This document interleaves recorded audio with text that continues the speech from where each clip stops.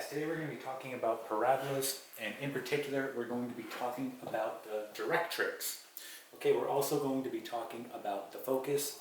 So we know back from ellipses and hyperbolas that the focus of a parabola, okay, will occur on the inside. So for example, this is where the focus will occur, right? If it's opening downward, we have a focus occurring here, right? If it's opening to the right, here's our focus. If it's opening to the left, right, here's our focus, all right? Now, we haven't talked about a directrix yet, right? And a directrix is pretty simple. It's just a fixed line, okay, that occurs on the graph of a parabola. So for example, okay, if you have an upward facing parabola like this, okay, you're going to have a directrix that occurs below it, okay, and it will be horizontal. Okay, if it's opening downward, okay, you're going to be having a directrix that occurs above it. Right? Okay, if it opens to the left, okay, you'll have a directrix that occurs to the right. And if it opens to the right, you'll have a directrix that occurs to the left of it. Okay? Now there's a relationship here, okay, between the directrix and the focus, and that's what we're going to talk about today. Right? So notice your directrix is either going to be a horizontal or a vertical line, depending on the orientation of your parabola. Okay? So, going back to the focus, there is a relationship, again, between the focus and a directrix. So if we just take a look at a upward-facing parabola for now, right, so let's go ahead and look at that upward-facing parabola. We have something like this, where our focus is here and our directrix occurs below it. Right, and that relationship is the following. If I take any point on this parabola, so it doesn't matter where I draw it, okay? I could go all the way up here, right? I'll just put it right here for now, okay? If I draw a line to this focus, that's my focus, right? And then I draw, okay, a line going directly to my directrix. So for example, directly to it, notice here that it is directly vertical, right? It is a vertical line that I'm drawing here, okay?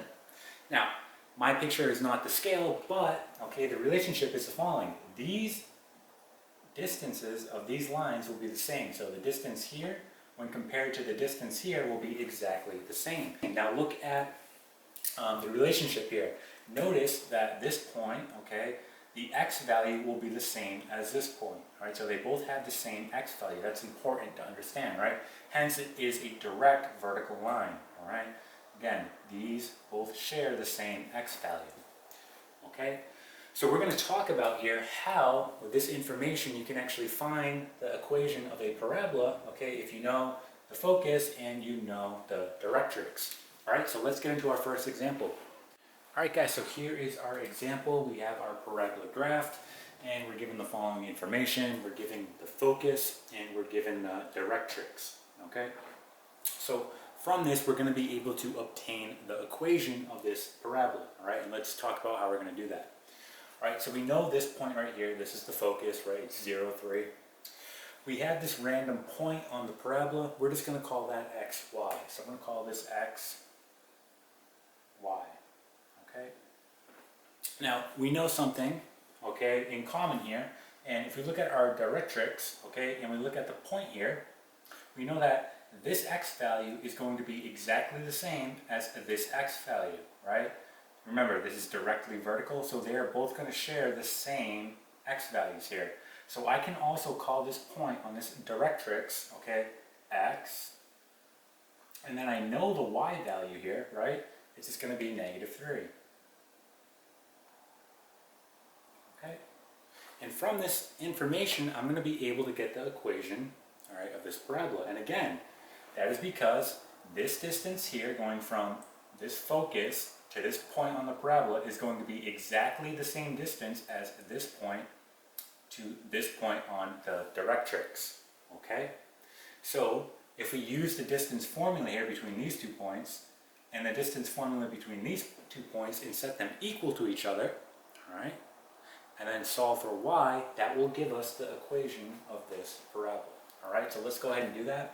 So we know that the distance formula is going to be the following, right? We have the square root of x2 minus x1 squared plus y2 minus y1 squared.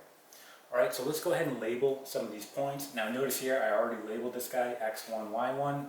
Alright, we're also going to label this one x1, y1, and we're going to call this one x2,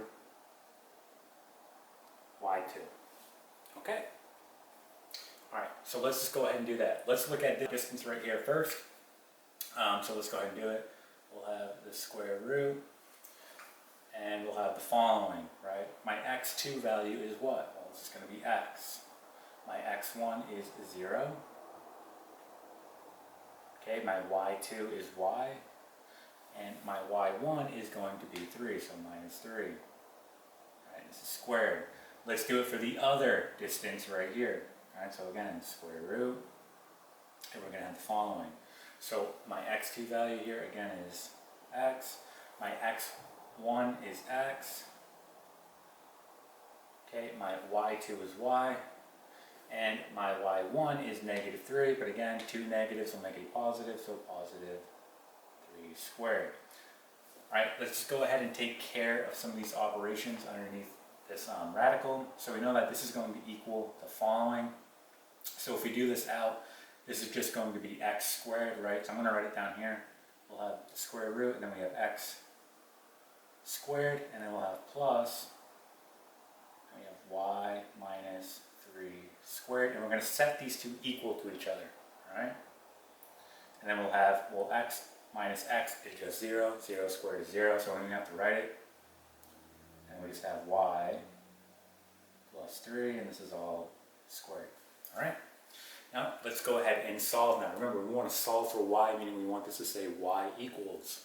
So first step, we need to get rid of these radicals. In order to do that, we're going to square both sides. So square, square, right, this will cancel, and we're left with x squared plus, right, y minus 3 squared equal to, and we're just left with y plus 3 squared.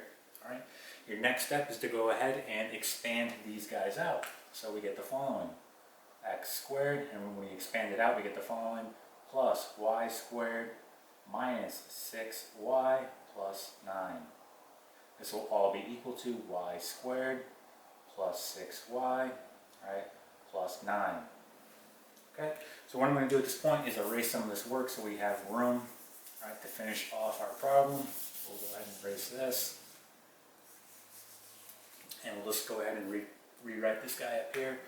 We have x squared plus y squared minus 6y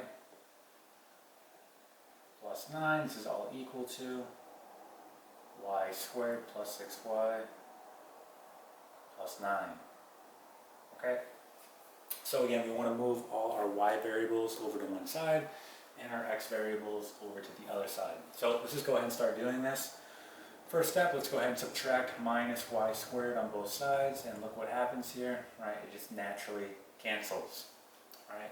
Look what happens when we do the same thing with 9. If we minus 9 on both sides, well, again, it will naturally cancel. All right, let's bring these guys down and see what we have remaining. So we have x squared minus 6y equal to 6y, all right? So we want to add 6y on both sides, right? So cancel, x squared equal to 12y.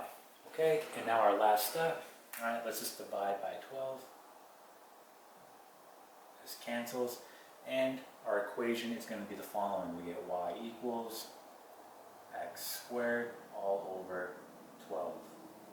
Okay, so this is going to be our final answer. This is the equation of this parabola, right? So that is how you find the equation of a parabola given the focus and the directrix.